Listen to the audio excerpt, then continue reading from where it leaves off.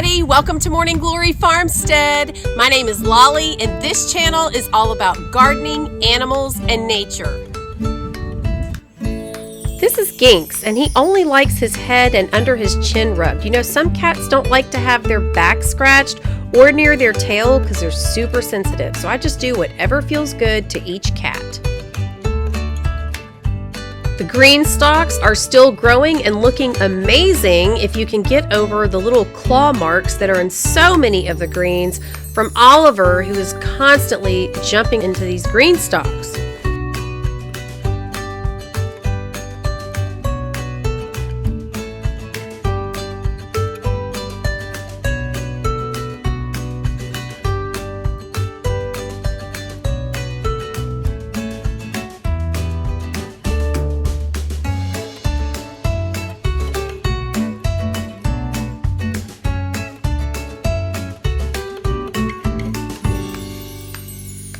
All right, just a quick reminder that I am not a GREENSTALK affiliate, but they did give me a link to give y'all $10 off your first purchase. So you guys check that out in the description box. Now, as we begin to approach another spring growing season and we're planning and we're gathering all of our supplies, I wanted to do some research for myself to see if I felt like I needed to add any amendments to my potting mix that I'm going to be using for my green stalks, but also most likely for my grow bags too.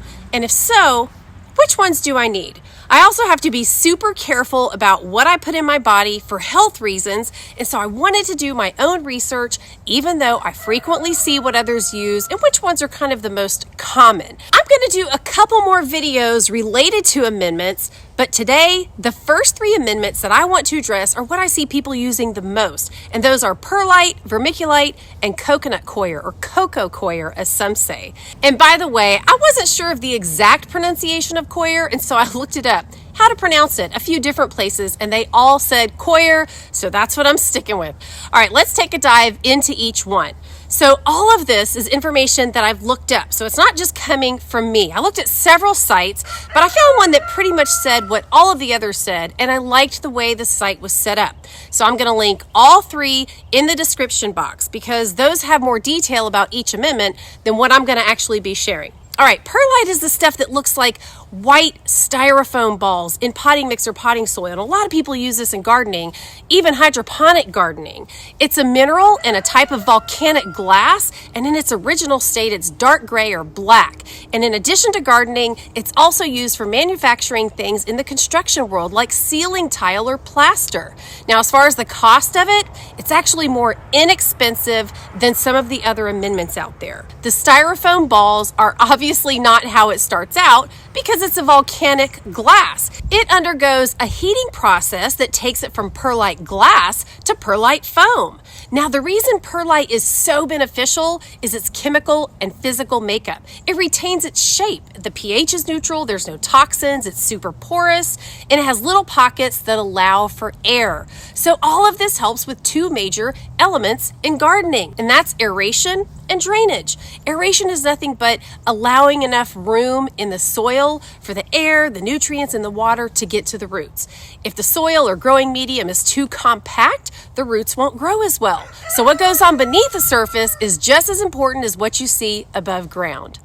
As far as drainage, the perlite keeps its shape even when the soil starts to get more compact over time, which helps prevent your plants from drowning, and it keeps those air pockets intact too. So the main benefits of perlite are aeration and drainage. Now, I'm not totally convinced quite yet that I need it for my potting mix because I do see some in the bag already, and I don't really feel aeration or drainage has been a problem with the potting mix in my green stalks. Now let's talk about vermiculite. It's also a naturally occurring mineral that's a dark gray to sandy brown. It's more like glossy flakes, and these also go through a heating process in a commercial furnace, and then they take on a different shape. Its pH is neutral as well, and there's a lot of benefits to using vermiculite, but there have been reservations about it over the years. for health reasons. And it's because in the past, there were concerns about asbestos when using vermiculite. And I've never used it, but the article that I'm linking in the description box said that the concerns came out when a vermiculite mine in Libby, Montana contained asbestos, and it was growing right there beside the vermiculite. But they said it's been closed permanently since 1990 and that there's strict industry protocols today, and there's no proven toxic or carcinogenic effects. So do your own research, be on the safe side, or if you just want to look into it a little bit out of curiosity. But I always try to find a few different resources to support something one way or another before I make a decision. Now, vermiculite has a lot of uses when it comes to gardening. It helps with nutrient retention, which is great, and that could be really useful in a green stalk or a grow bag. And it also helps with aeration, just like perlite. So if you have really compact clay or soil and it doesn't drain well, this can really help with that. And it also retains moisture without rotting or molding. It's used for a lot of root cuttings and propagation, and this article claims that it has higher propagation success and that it promotes anchorage of new roots and actually speeds up root growth. It also says you can use it alone or with potting mix for new seed germination, but that if you use it alone, you have to add just a small amount of water or it's really going to overwhelm them. It's going to release that water as the seeds need it. Again, you can read more about that in the article that I've attached in the description box. And I'm also going to link these in Facebook in the Morning Glory Farmstead Community Garden group. Now, vermiculite can be used in container gardening by mixing it with potting mix or potting soil.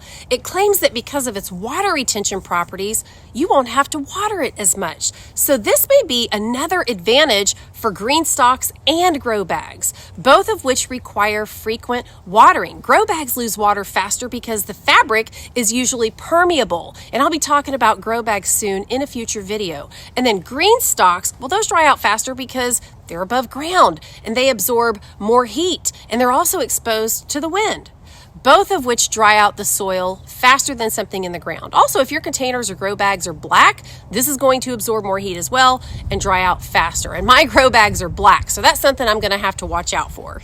Okay, vermiculite also has several uses in lawn seeding, cut flowers, bulb and root storage, transplanting plants, hydroponic gardens, and so much more. So check out the article.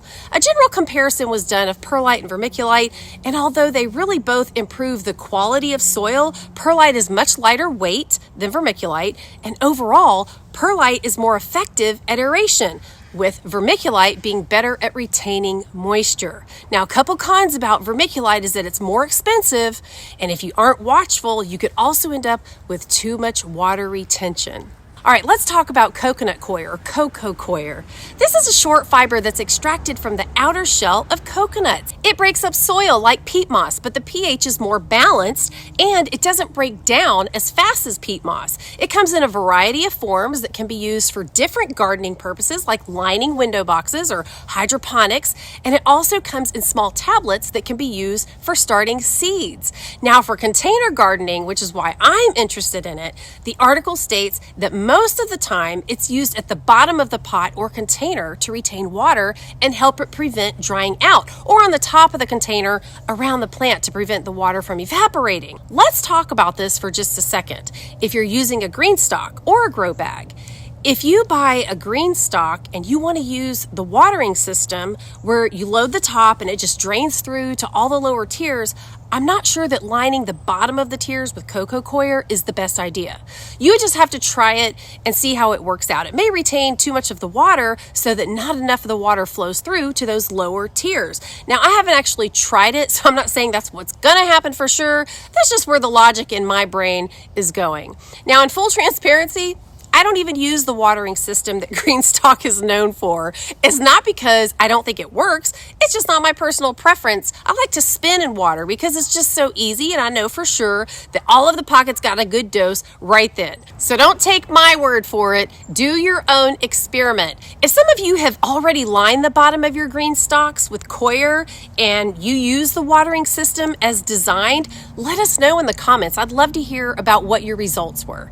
Now, for grow bags, this might be useful because they tend to lose water at the bottom.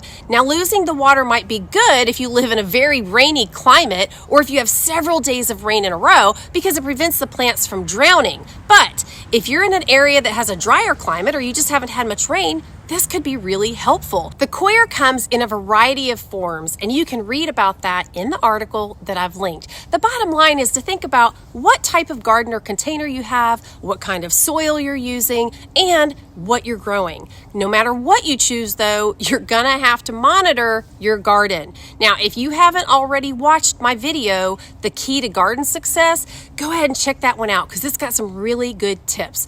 All right, guys, as usual, I'm so grateful for you hanging out with me today. I'll see you real soon in the next video, and until then, y'all have a great couple of days. Bye-bye.